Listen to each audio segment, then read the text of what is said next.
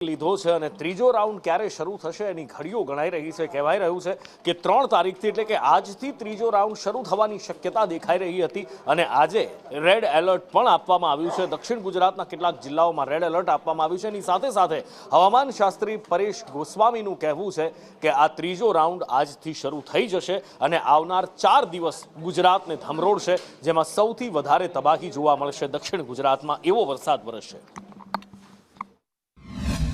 5 થી લઈ અને 8 તારીખ સુધી ભારેથી અતિ ભારે વરસાદ નોંધાય તેવું એક અનુમાન છે।